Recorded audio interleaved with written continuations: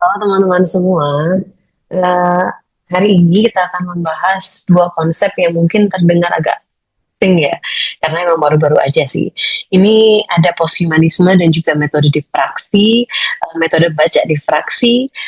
Kemudian kita akan melihat bagaimana keduanya itu bisa dipakai dalam kritik psikologi sastra. Selama ini, ketika kalian mendengar istilah psikologi sastra, itu tentu biasanya yang terbayang itu kita langsung mikirkan kondisi batin tokohnya, atau mungkin trauma, atau mungkin kecemasan, konflik jiwa.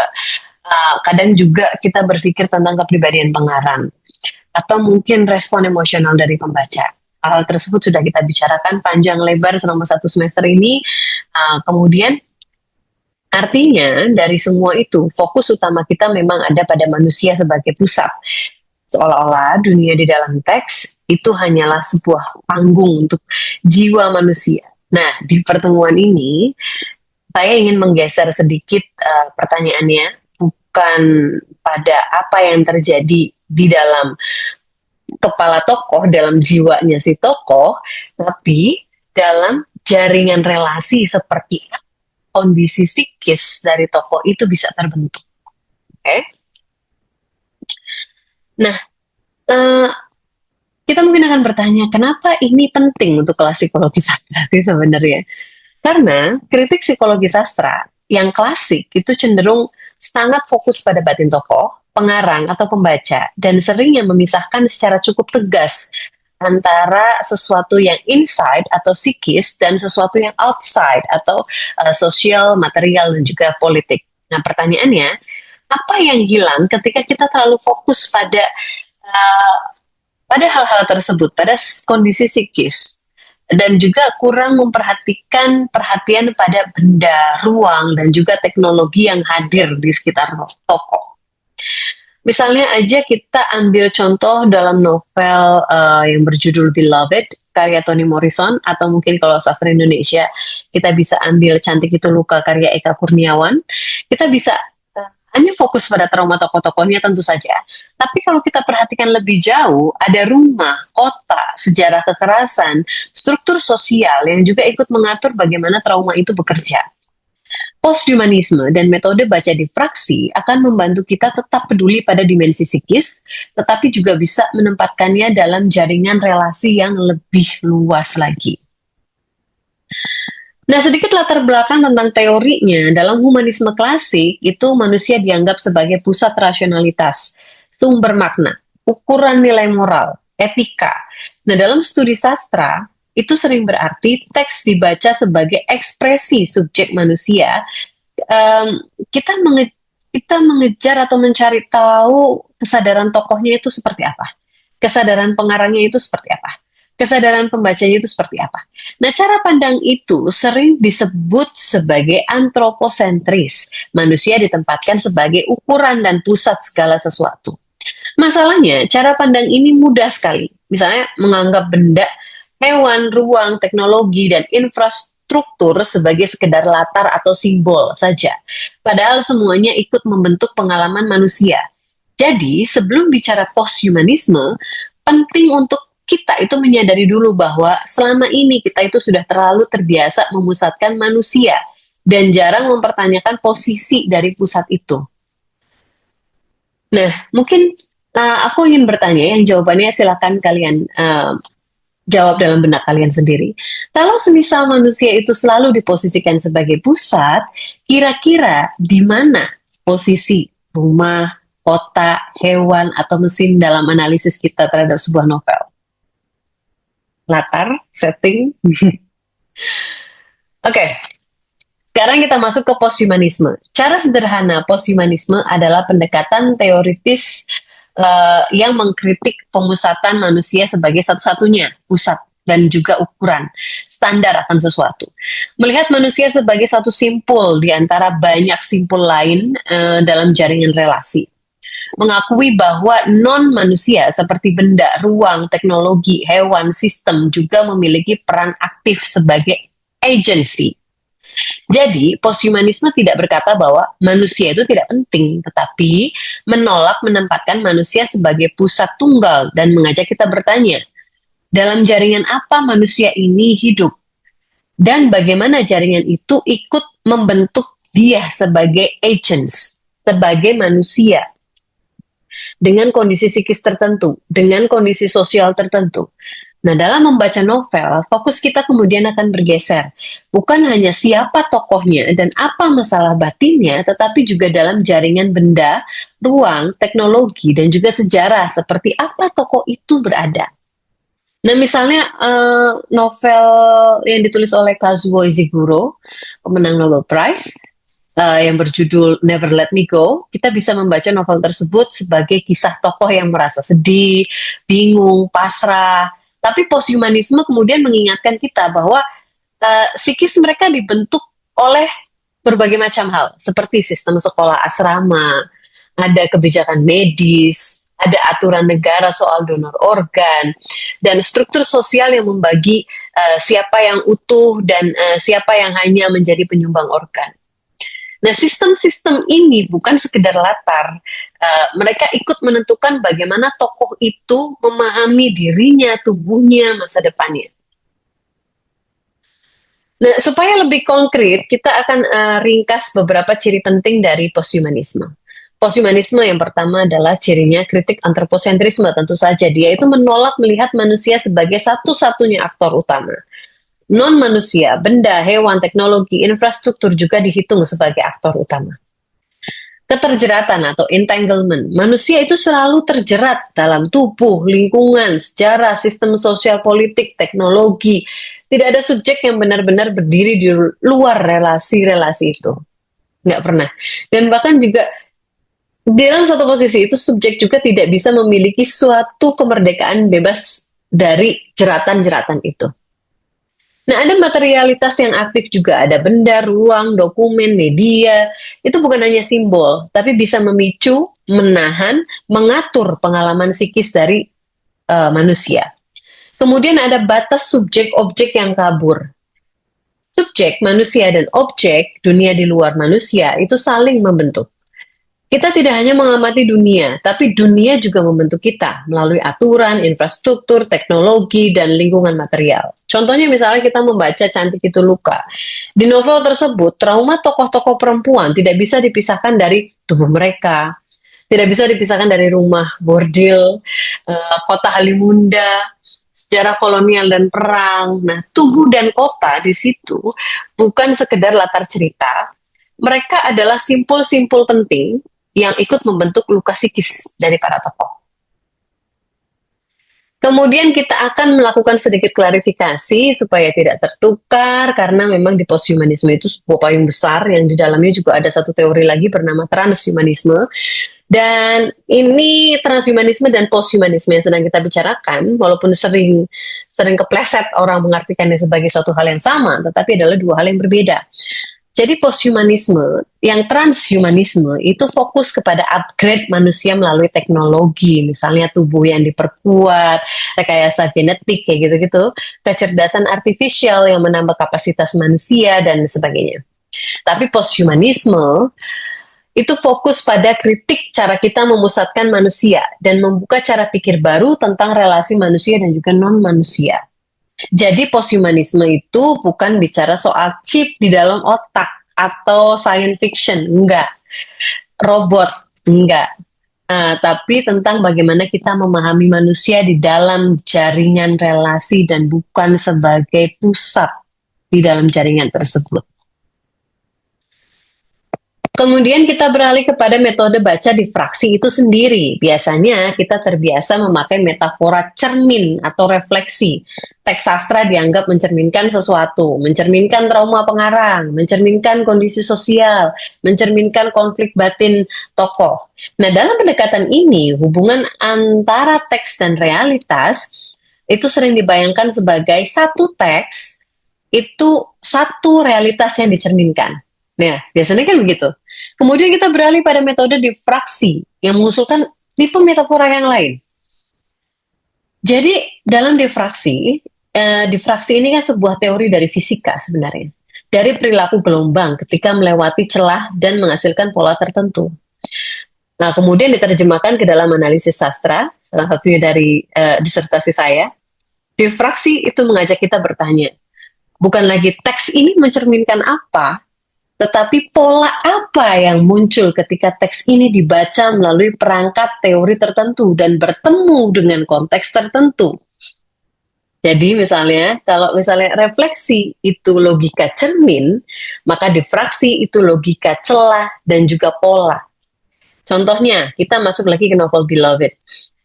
Kalau kita membaca novel Beloved secara reflektif, kita mungkin akan berkata, novel ini mencerminkan trauma sejarah perbudakan. Dengan pendekatan difraksi, pertanyaannya kemudian akan berubah.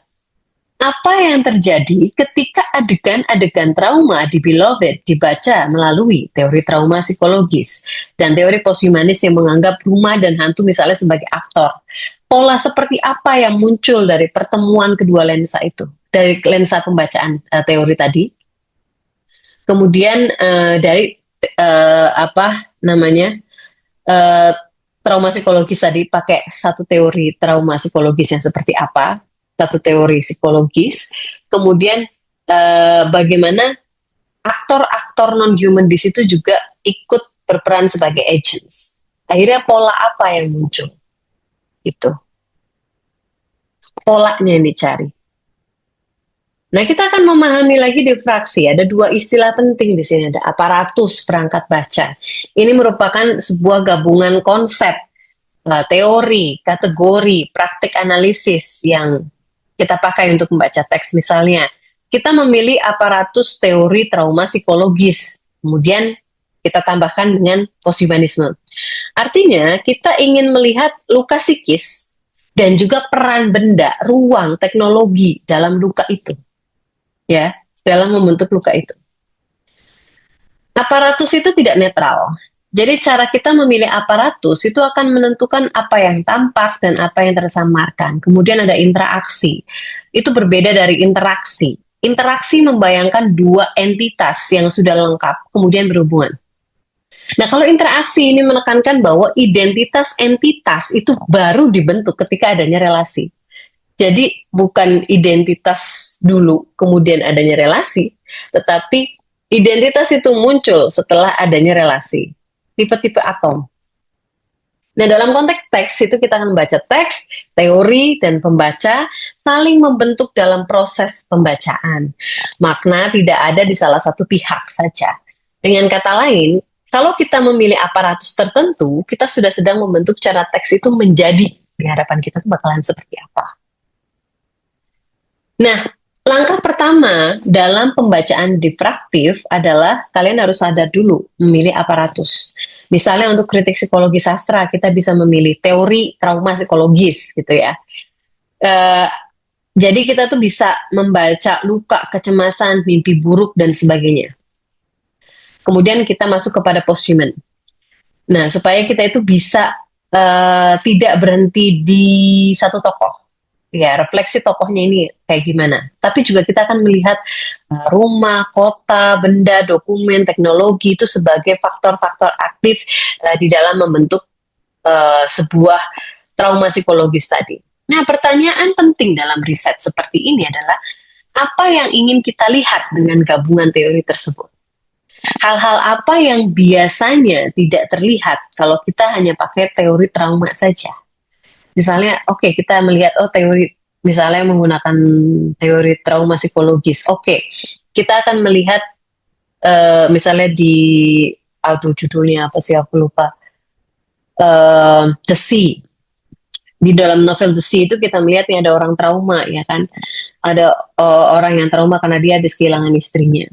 Tapi kemudian yang bisa kita lihat itu justru jauh lebih daripada itu. Kita bisa melihat bagaimana laut itu sendiri, bagaimana rumah yang di tepian laut itu, bagaimana situasi tempat-tempat orang-orang yang ada di situ, bahkan suasananya ketika sore, suasana ketika pagi, itu kemudian membentuk trauma itu, menjaga trauma itu, mereproduksi terus dan terus dan terus trauma itu. Sehingga artinya hal-hal yang non-human itu juga berperan aktif untuk manusia ini terus memproduksi trauma psikologis. Jadi bukan hanya relasi antar manusia aja, trauma itu. Nah, kemudian kita langkah keduanya mencari situs difraksi dalam teks. Situs difraksi adalah adegan atau rangkaian adegan yang jelas memuat pengalaman psikis, seperti takut, trauma, rasa bersalah, disosiasi, dan lain-lain. Dan sekaligus melibatkan unsur material yang kuat, seperti tadi ya, benda, ruang, teknologi, media itu seperti apa kinerjanya untuk memproduksi trauma itu. Nah, ada panduan praktisnya, kita bisa mencari adegan di mana tokoh itu mengalami kecemasan atau trauma, dan perhatikan di ruang apa itu terjadi, benda apa yang ada di sekelilingnya, apa media atau teknologi yang ikut hadir di situ. Misalnya di Beloved, ada adegan di rumah 124, ketika pintu itu membanting sendiri, suara aneh muncul, dan Seth merasakan kehadiran Beloved. Di situ ada trauma batin, ada rumah yang tampak hidup, dan figur hantu yang sangat material. Kemudian di Never Let Me Go ada adegan di Hellsham, ketika karya seni siswa itu dinilai dan dipilih. Ada rasa cemas, ingin diakui, ada rasa bingung, ada sistem sekolah, ada ruang pameran, dan rumor tentang tujuan karya seni itu apa. Nah, semua itu bisa menjadi situs-situs difraksi. Kemudian langkah ketiga adalah melakukan pembacaan difraktif pada situs yang sudah dipilih. Misalnya prakteknya gini, kalian mengutip atau meringkas adegan tersebut. Dia baca dulu dengan teori psikologi sastra nih, misalnya teori trauma, represi, atau rasa bersalah, atau apapun yang sudah kita pelajari. Kemudian baca lagi adegan yang sama dengan menekankan benda-benda yang hadir, ruang yang dipakai, teknologi atau media yang terlibat, relasi dengan sistem sosial politik itu seperti apa. Kemudian pertanyaan kuncinya, apa yang bergeser dari pemahaman kita ketika lensa posthumanisme ditambahkan di atas pembacaan psikologis. Misalnya, kita ke sastra Indonesia dulu ya. Misalnya di Cantik Itu Luka. Bacaan psikologi klasik itu akan mengatakan Dewi Ayu mengalami trauma karena kekerasan, pemaksaan, stigma, dan konflik keluarga. Nah, kemudian dari bacaan difraktif, kita perhatikan bagaimana rumah bordil, kota Halimunda, struktur ekonomi seks, sisa-sisa kolonialisme. Nah, pertanyaannya, bagaimana ruang kota dan rumah bordil ikut mengatur bentuk trauma itu?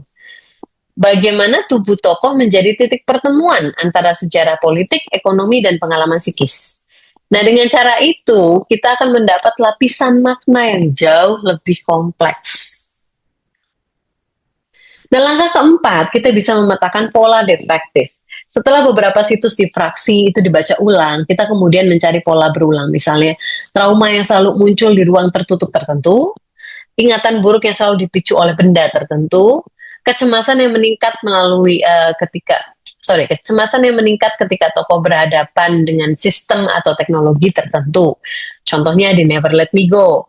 Kathy itu sering mengingat kenangan dan rasa kehilangan dengan kaset musik, kamar-kamar di Hellsham, dan ruang-ruang yang kemudian mereka tinggalkan. Polanya adalah memori dan luka hadir bersama benda-benda dan ruang tertentu. Atau misalnya contohnya di Beloved, Toni Morrison. Setiap usaha si Seth untuk melupakan masa lalu itu selalu terganggu oleh rumah 124 yang gelisah. Dan kehadiran Beloved. Polanya adalah rumah plus figur hantu berfungsi sebagai mesin pengulang trauma. Jadi pola-pola seperti itu adalah hasil dari pembacaan difraktif, bukan sekedar satu cerminan, tetapi jaringan keterhubungan. Nah, sekarang kita akan tarik kembali kritik psikologi sastra dalam pendekatan klasik. Fokus kita adalah menganalisis konflik batin tokoh, mekanisme pertahanan ego, trauma masa lalu, dan seterusnya.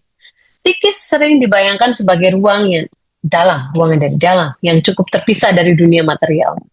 Nah, dengan menggabungkan posthumanisme dan difraksi, kita tetap mengakui pentingnya dimensi psikis, tetapi kita menolak mengurungnya hanya di dalam kepala kita. Jadi kita bertanya, dalam jaringan apa pengalaman psikis ini diproduksi dan dimodulasi? Kemudian jawabannya akan melibatkan rumah, kota, benda, sehari-hari, tubuh, luka fisik, arsip, dokumen, media, teknologi, sejarah, sistem sosial, dan lain-lain sebagainya. Nah, misalnya di Beloved sendiri itu ada Seth yang tidak hanya berhadapan dengan rasa bersalah internal, ada rumah komunitas dan ingatan kolektif perbudakan juga terus menahan dan mengulang trauma itu. Nah, di sini kritik psikologi sastra difraktif memberi kita gambaran psikis tokoh, sekaligus peta jaringan material dan sosial yang membentuknya. Nah ini mungkin sebagai penutup menuju diskusi atau tugas puas kalian tentu saja. Kita bisa memakai beberapa pertanyaan yang ada di layar ini sebagai panduan bagaimana kira-kira pengalaman trauma tokoh dibentuk oleh relasinya dengan benda-benda di sekitarnya.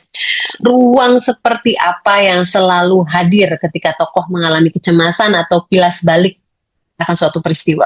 Bagaimana teknologi atau media seperti handphone, media sosial, rekaman, arsip ikut memodulasi ingatan dan rasa bersalah tokoh.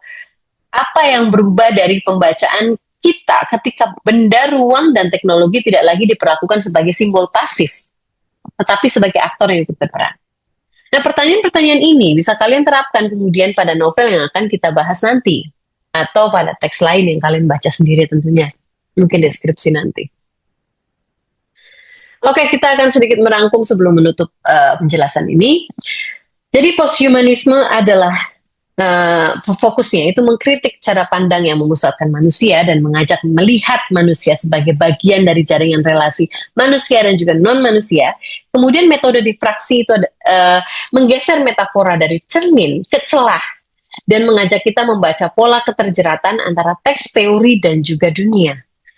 Nah, kritik psikologi sastra refraktif itu tetap peduli pada trauma, kecemasan, konflik batin, tetapi menempatkan semuanya dalam jaringan. Jadi kalian pakai dulu tuh teori-teorinya psikologinya di awal. Kemudian karena itu masih bersifat reflektif, masih bersifat manusia sebagai center, nah habis itu kalian buka semua. Dirusak itu yang sebagai center manusianya, dibuka ke jejaring. Jadi manusia itu kita lihat setting-setting itu tidak hanya diam, bukan hanya ini settingnya di mana nih. Kita bukan hanya mengetahui ini settingnya di mana, tetapi setting itu berperan sebagai apa. Benda-benda di situ berperan sebagai apa. Kira-kira begitu. That's all for posthumanism dan psikologi sastra. Thank you.